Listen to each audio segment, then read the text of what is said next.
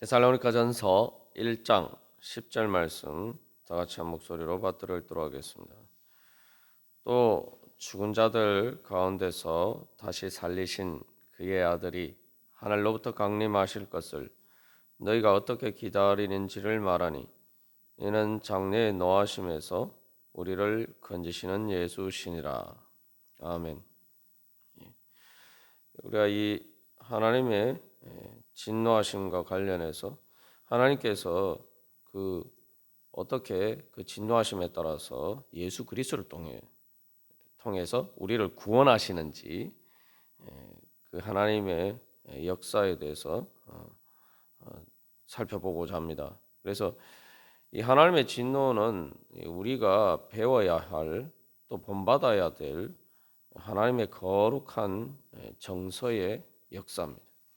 그것은 또한 바로 예수님을 본받는 것입니다. 왜냐하면은 이 하나님의 진노가 어떻게 나타났느냐? 마지막 최후의 심판 때 예수님을 통해서 나타나는데 그것은 또 이미 예수님의 십자가 부활을 통해서 우리에게 나타났기 때문입니다. 한마디로 말하면 하나님께서는 그 하나님의 진노를 어떻게 그 진노에 따라서 어떻게 역사하시느냐? 바로 오늘 우리가 찬양한 것처럼 그 귀한 주의 사랑이 날 구원하시니 바로 그렇게 예수님을 통한 구원의 역사를 통해서 바로 그 하나님의 진노가 나타났다는 것입니다. 상당히 좀 이제 모순적으로 들릴 수도 있는데 그 하나님의 진노가 예수 그리스도를 통해서 나타났고 예수 그리스도의 구원으로 나타났다. 여기에서 이제 하나님의 진노가 왜 거룩한 감정인지 또 정서인지 우리가 배울 수가 있습니다. 우리가 이제 이 진노에 대해서 분노의 감정 자체가는 사실은 어떻게 보면은 그 감정 그 자체는가 문제가 아니라 그 감정이 어떻게 일어났느냐, 그 과연 그 진리와 정의의 관점에서 합당한 관점에서 일어났느냐, 이제 그것이 문제고 또 그 두 번째로 문제는 그렇게 그 분노의 감정이 일어났을 때 그 감정을 어떻게 정당한 방법으로 처리하는가, 이 두 가지가 문제라는 거죠. 근데 이 두 가지 문제에 있어서 우리는 죄와 또 거짓까지는 아니다라 하더라도 우리의 불완전한 지식과 또 나의 이기적인 욕망 때문에 왜곡되어서 분노의 감정이 일어날 수도 있고 또 분노의 감정이 설사 진리와 정의에 따라서 일어났다 하더라도 그것을 이렇게 제대로 이렇게 또 정당한 방법으로 처리가 되지 않을 때 안아서 이 인간의 분노는 많은 문제들을 야기한단 말이죠. 그러나 하나님은 전혀 그렇지 않다는 거죠. 그렇기 때문에 이 하나님의 진노의 감정을 우리가 제대로 잘 이해해야지 하나님을 경외할 수 있고 하나님을 경외함으로 섬길 수가 있고 또 예수 그리스도의 구원이 왜 필요한지 또 우리가 제대로 알 수가 있고 또 그 예수 그리스도를 구원하신 그 하나님의 그 뜨거운 열정이 어떤 것인지 또 우리가 제대로 알 수가 있습니다. 이제 하나님께 감정이 일어나는 그 원인에 대해서는 우리가 이제 살펴보았습니다만 그 감정이 그런 이 분노의 감정이 일어났을 때 그것을 처리하는 방식과 관련해서 우리가 여기서 한 가지 또 깨달아 알아야 될 것은 감정에 제대로 대응하고 통제할 수 있는 것은 바로 그것을 또 이 감정 자체로 초월을 해야 된다는 거죠. 이제 이 서구 철학이나 뭐 이때 당시 사도 바울 당시에 이 데살로니가가 속한 이러한 이 헬라 세계에서의 그 철학의 가장 큰 문제 중에 하나는 이런 감정적인 것들은 인간의 그러한 불완전한 그 영향, 불완전한 부분. 그래서 감정은 기본적으로 어떤 외적인 상황에 의해서 내가 영향을 받는 거란 말이죠. 특히 분노의 감정을 보면 막 파도에 휩쓸려 가듯이 내가 내 주체성을 발휘 못하고 제대로 통제하지 못하고 막 이 그 어떤 외적인 영향력에 휩쓸려 간단 말이죠. 그러니까 이런 것들은 가장 주체적이고 능동적인 신과는 어울리지 않는다.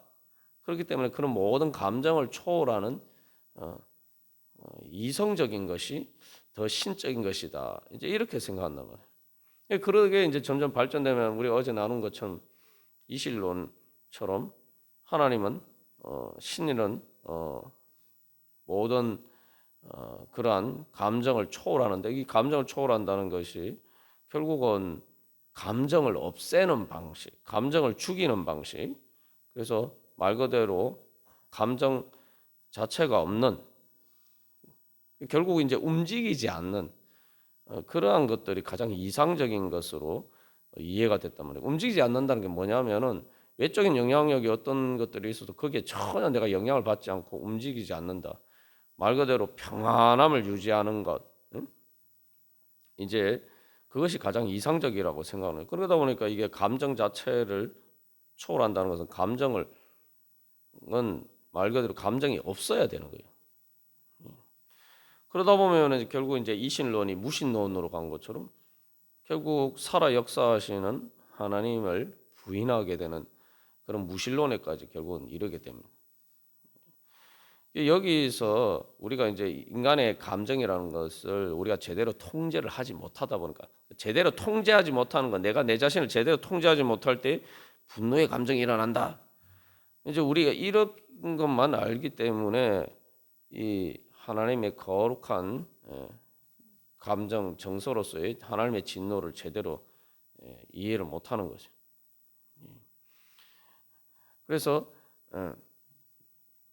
결국 뭐 어떻게 생각해 보면 성경의 평안도 우리가 잘못 이해하면은 그런 식으로 이해할 수도 있어요. 성경의 평안도 말 그대로 그 아무런 감정이 일어나지 않는 그런 완전 상태로 이해를 할 수가 있단 말이에요. 실제로 이제 바울 당시에 유행하던 그 스토아 철학은 실제로 이제 그런 식으로 또 이해하게 돼요. 근데 거기에 비해서 보면은 이 성경의 하나님은 너무 감정적이다. 우리가 이렇게 보일 수도 있어요. 문제는 하나님의 감정은 이 외적인 영향력에 의해서 내가 어쩔 수 없어서 힘이 없어서 말 그대로 내가 감정으로 통제 못한다는 건 내가 그것을 통제할 수 있는 능력이 없다는 거 아닙니까? 그러니까 이게 신적인 것이 아니다. 이렇게 생각했는데 하나님의 진노의 감정은 우리가 그렇게 이해하면 됩니다.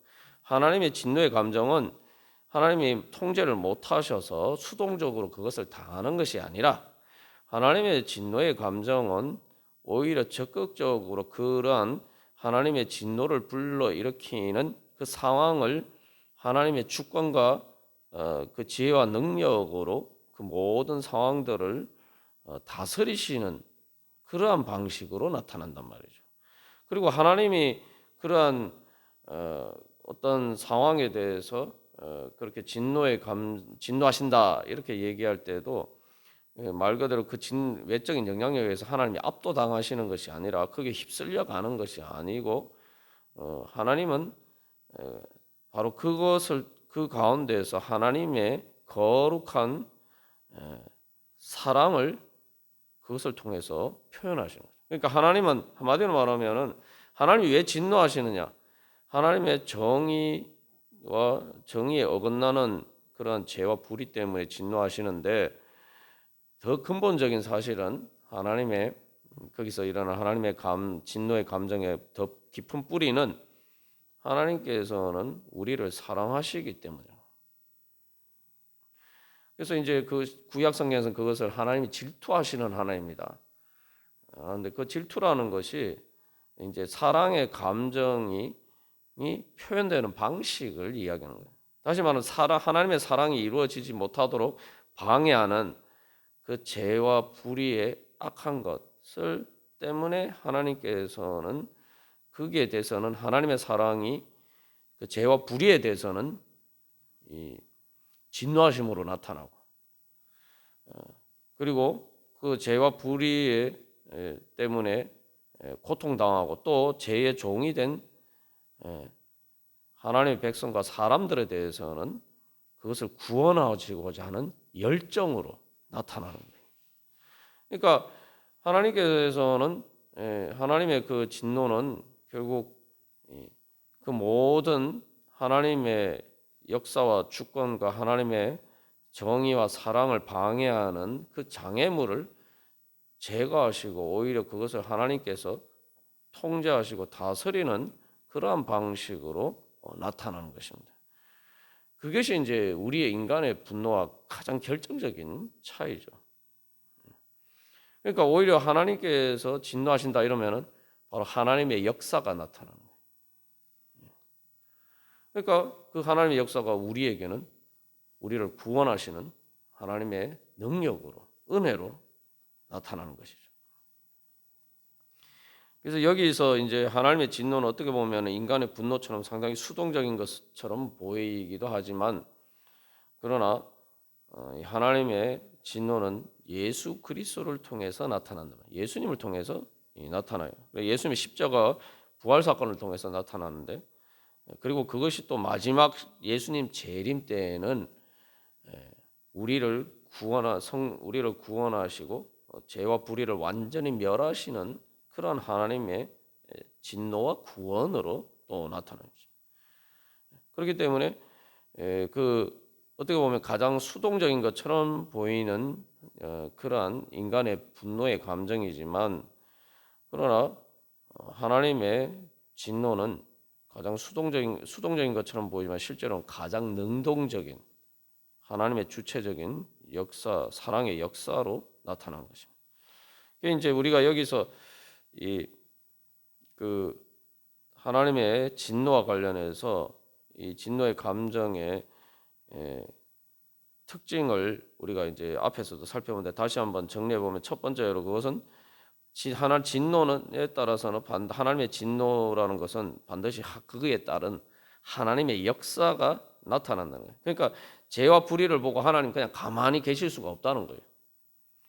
하나님은 그래서 구약 성경에서 특별히 이제 여러 가지로 그 하나님의 열정을 몰수하고 있는데, 해산하는 여인이, 그러니까 해산을 앞둔 여인이 고통하면서 부르짖는 바로 그런 것에 하나님의 그 열정을 표현하고, 그러니까 하나님의 진노를 표현할 때에 해산이 임박한 여인이 고통 가운데 부르짖는 것에 비유해서 이야기를. 그래서 그 진노의 결과로 하나님은 죄와 악한 사망의 악한 권세를 멸하시고 심판하시고 바로 이스라엘 하나님의 백성을 구원하신단 말이죠.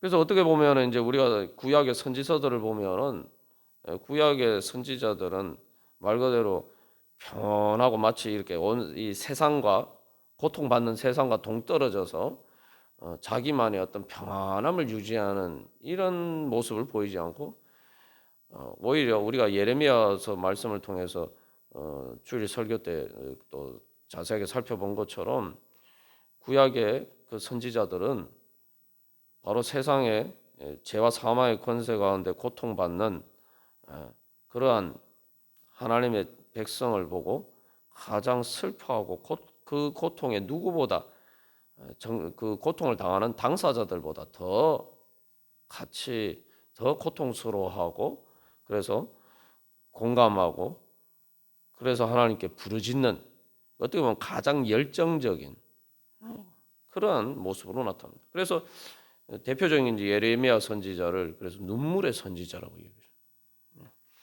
그래서 우리가 생각할 때는 눈물을 흘리는 것은 신적인 거하고 하나님과 거리가 멀다, 이렇게 이제 우리가 보통 이제 서구 철학에서는 그렇게 이제 생각한단 말이죠.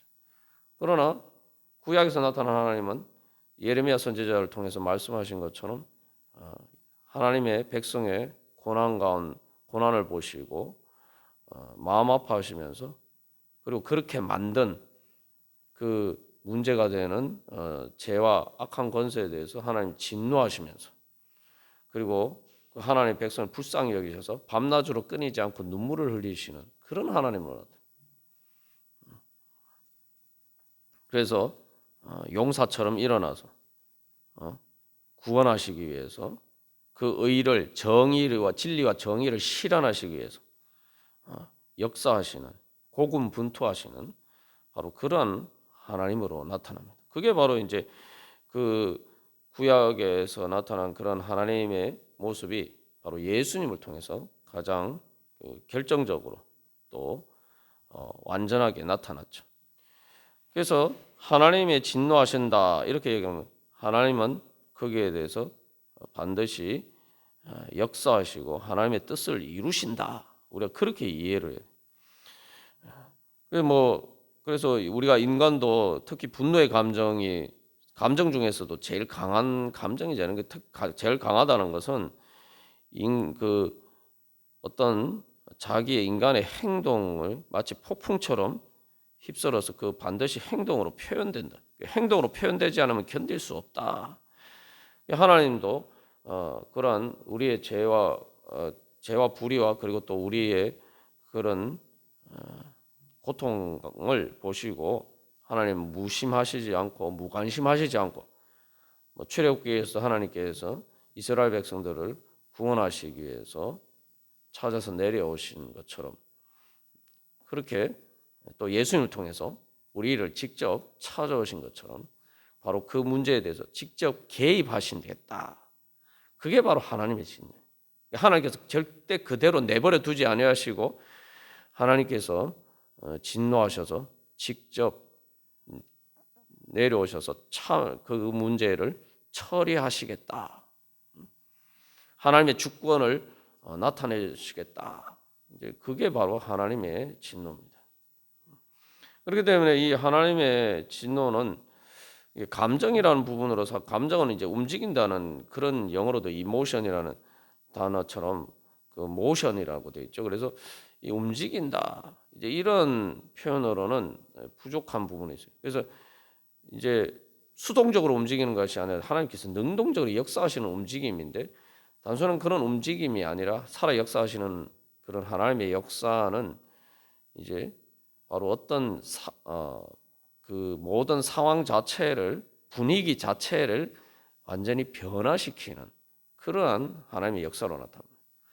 그래서 이제 그런 의미에서 이 감정이라는 말이 가지는 약간 그런 수동적인 움직임이 적절하지 않기 때문에 이게 정서라는 표현을 쓰기도 합니다. 이게 뭐냐면 정서라는 말은 우리가 정서라는 말 쓰죠. 정서라는 말의 단어는 감정과 비슷하지만 이 정서는 그 정서할 때 서자가 이제 뭐 실마리, 시작, 발단, 줄기, 뭐 개통, 행렬, 또 따르다 뭐 이런 의미들을 이제 또 포함을 하고 있는데 이게 정서는 단순한 감정을 의미하기도 하지만 그 감정을 불러일으키는 기분이나 분위기 있잖아요. 우리가 지난번에 나온 것처럼 어떤 뭐 드라마나 영화를 볼 때 그냥 보는 거하고 뒤에 이제 배경 음악이 흐르면은 이제 그 전체적인 분위기가 달라지잖아요. 그러니까 또 바로 그런 것을 이요. 그러니까 이게 뭐냐? 그리고 또 정서라고 하면은 우리가 이제 단순한 감정이 아니라 그 감정이 나타나는 형태를 결정하는 어떤 기질. 다시 말하면은 뭐 정서가 어떻다, 어떤 사람들의 정서가 어떻다 이럴 때 뭐 어떤 지역이나 집단과 관련된 어떤 특징적인 어떤 성향을 얘기해요. 한마디로 말하면 이게 정서라는 게 뭐냐? 분위기를 형성하는 거예요. 그 분위기를 이야기하는데 단순한 어떤 좁은 의미에서 개인적인 감정이 아니라 전체적인 어떤 공간에서 내가 예를 들면 거기 갔을 때 분위기가 이렇더라. 그걸 사람들의 분위기가 이렇더라. 이걸 이제 사람들의 정서가 이렇더라. 뭐 우리가 이렇게 이야기해요. 지배적인 어떤 성향 그래서 분위기를 표현할 때 우리가 정서라는 표현을 하는데 하나님께서 하나님의 진노의 감정은 바로 그런 거죠. 그러니까 하나님께서 진노하시면 하나님께서 역사하시면은 말 그대로 이게 전체적인 분위기 자체를 바꾸는 거예요. 분위기를 바꾼다는 게 뭐냐? 아주 쉽게 얘기하면은 겨울에 찬바람이 불어오면 뭐 오늘처럼 이렇게 추운 날에 뭐 북극 한기가 몰아닥치면은 완전히 엄청난 혹독한 추위로 분위기가 바뀌잖아요. 그리고 봄이 되어서 봄바람, 따뜻한 봄바람이 불어오면 분위기가 바뀌는 정도가 아니라 세상이 달라지죠. 앙상한 나뭇가지에 새순이 돋고 새싹이 돋고 또한 꽃이 피고 온 세상이 푸르게 변한단 말이에요. 그게 이제 어떻게 보면 정서라는 게 그런 거예요. 그러니까 하나님이 진노하시면 하나님의 역사하심을 통해서 바로 그렇게 우리의 모든 마치 성령의 바람이 불어와서 그렇게 바꾸시는 거예요. 그래서 하나님의 진노가 보통 이제 구약성경에 코와 관련돼서 코의 숨의 호흡과 관련돼서 이제 나타날 때만. 그래서 이제 실제로 히브리에서도 이 코라는 코의 어떤 숨과 관련돼서 한 진노라는 개념이 이제 그것과 관련돼서 있는데 막 코에서 막 분노가 치밀어오면 막 코에서 콧김이 나는 이제 그런 이미지 때문에 그런데 결국 이제 하나님의 진노하심은 바로 그렇게 어떤 부정적인 어떤 파괴적인 그런 역사로 나타나는 것이 아니라 성령의 바람을 통해서 바로 하나님의 진리와 정의를 실현하시고 그리고 그것을 통해서 하나님의 사랑을 이루시는 바로 그러한 능력으로 그래서 나타난다. 그래서 우리가 이제 지금까지 말씀을 보면 그리스도 안에서라는 말이 계속 이제 사도 바울이 강조해서 사용하는데 그게 뭐예요? 그러니까 하나님이 진노하시면은 바로 그리스도 안이라는 공간으로 그리스도 안에 우리가 거할 수 있도록 하나님께서 그것을 역사하셔서 바꾸신다는 거예요. 그래서 예수님을 통해서 예수 그리스도를 통해서 하나님께서 하나님의 진노하심을 나타내신다는 거예요. 그럴 때에 우리는 바로 그리스도 안에 또 다른 말로 하면 하나님 나라 안에 그래서 그리스도를 통해 예수 그리스도를 통해서 하나님 나라를 이루시는 것이 바로 하나님의 진노의 역사하시는 거예요. 그것은 바로 우리에게 하나님 우리를 구원하시는 하나님의 은혜와 사랑으로 나타나는 거죠. 예수님을 믿는 사람에게는 이제 그렇게 나타나는 거죠. 우리가 오늘도 다시 한번 주님 앞에 기도하면서 나갈 때 우리가 우리 안에서 역사하시는 성령님을 따라서 열정을 가지고 바로 죄와 불의에 대해서 불의에서 진노하시는 그 하나님의 열정으로 그래서 우리가 또 주님께 부르짖고 그래서 주님 그 모든 죄와 사망의 악한 권세를 주에 대해서 진노하셔서 주님 그 모든 것을 멸하시고 주님 저를 구원하시고 또 우리 영혼들을 주님 우리 불쌍한 사람들을 주여 구원하여 주시옵소서. 그래서 하나님의 역사하심을 나타내시고 하나님 언제까지 참고 두고 보시렵니까? 하나님 더 이상 두고 보시지 마시고 하나님 역사하셔서 주여 하나님 나라 이루어 주시고 하나님의 진리와 정의와 사랑이 나타나게 하여 주시옵소서. 바로 우리가 그렇게 기도하면서 예수 그리스도에 대한 소망으로 주님 앞에 나아가도록 하겠습니다. 다 같이 기도드리시겠습니다.